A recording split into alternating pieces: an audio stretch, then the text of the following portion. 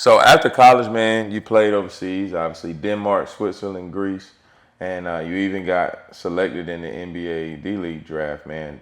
Talk about that transition, leaving college. It was a trip. It was something that was like, it was a transition. That was something that was, I was going into something that was unknown. Like, Right.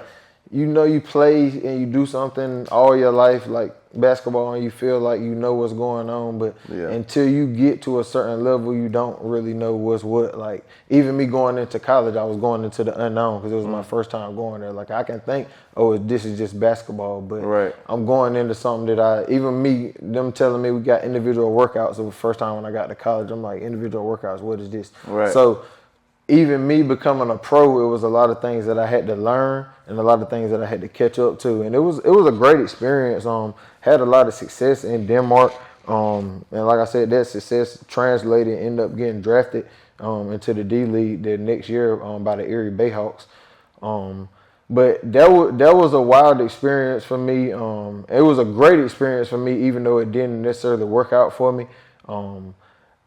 A lot of people don't know at that time the D League only kept 10 people on their team, and I ended up getting drafted to a team that had Keith Applin, who was the point guard from Michigan State, who was on the Orlando Magic contract at the time because the Orlando Magic had took him in the second round, I think the year before.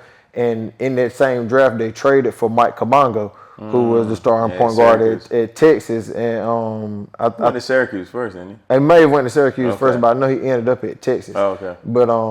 But they traded for him. So I basically went into training camp going up against two NBA point guards already. Right. Mike Kabongo had already played with the Spurs, I want to say, at the time.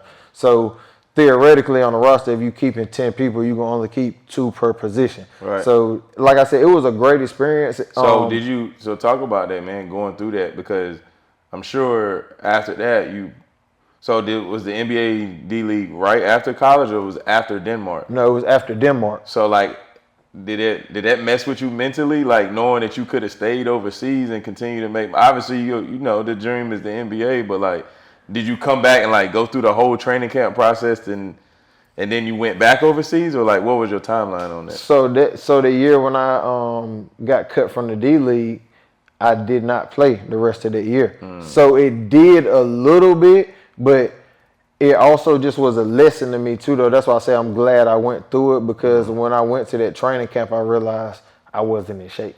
Right. So I had averaged probably about 23 the year before in Denmark. So I'm coming off of that year. I'm coming off my career in college. I'm still thinking that I'm who I am and I'm where I need to be. I just need to keep getting opportunities. Right. But when I went through that training camp and I got to the 5th day, I believe, when I finally did get cut, and I was telling myself, I might be glad that I got cut, because I don't even know if I could have made it to practice tomorrow. Like, that's how bad a shape my body was in, though. Because like they had us doing everything in training camp, not even just like on the court stuff. I'm weightlifting and conditioning. Like, we did everything. It really was to see who was in shape. So like I understood it, and then like I said, it just made me realize like I wasn't in shape that I thought I was, and I think a lot of people need to be real with themselves and just say, I'm not as good as I think I am sometimes. Like, I need to get in the gym and get better, though, because even though I say I was up against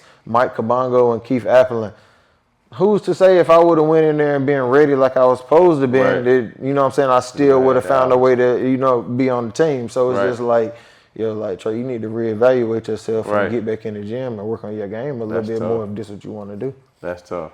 And then you went back overseas? Yeah, so the next year is when I went to Switzerland. Okay. Yeah. Out of all the cities, which one was your favorite? Greece probably was the best. Yeah, I heard Greece. I wasn't out there in Greece that long, but Greece, I was right there. Apartment probably was a block from the beach. Always good weather. Probably like 45 minutes from Athens. Oh man! So like you got to see some of it all. Some of it all. Probably like an hour from Santorini. Okay. So like that's on my bucket list. Did you ever go? Nah. I ain't make it. I got to go to Athens. We went to Lindsay Lohan got a crazy club out there. Yeah. She got a crazy club out there.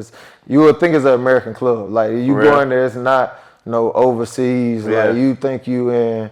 You might think you in boat riding, Right. Rocky Mountain somewhere. Like, nah, it ain't that wild. But like, nah, it's a nice club though. Nice setup. That's fire. That's fire. What do you feel like were the biggest challenges you faced overseas, and how did you overcome them? I'm glad that you asked that too, man, because that's the part that a lot of people don't talk about. Like, that's always the goal, and I encourage kids to, if you got a chance to go to school for free, for one, go to school for free, whether it's Division I, Division II, Division III, no matter what it is. Go to school and get that education, and get it for free, like I said. But professionally, if you got a chance to go play professionally, where they're gonna pay you, not you gonna go pay. I don't knock nobody who paid to go over there in the league or do whatever. But if they're gonna pay you to come over there, no matter what it is, and you got a chance to build your career up, I encourage it.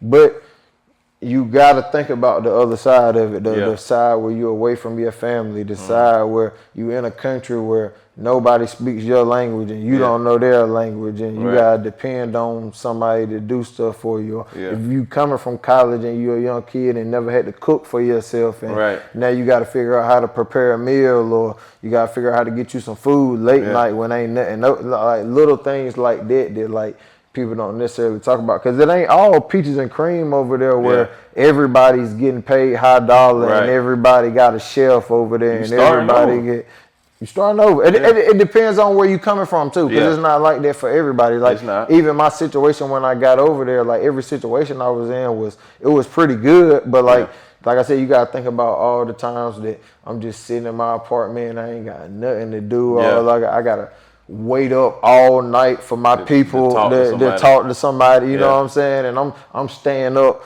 5 or 6 o'clock in the morning on their time, then trying to sleep through the day, and just like little stuff like that. And if you not mature enough to be able to handle that, or like strong enough, like you said, mentally to be able to handle that, it can mess with you. Because even like for me, it messed with me at times. And then looking on there and seeing somebody who you better than them, and they in a better situation, or they in a better country, and or they doing, you know what I'm saying? It's like you got to deal with that battle while you over there, and you can't move on everybody else's timeline. So like I said, I encourage it, and I want kids to stay down, and if that's what you want to do, I want you to do that. But like, you got to think about the other side of it.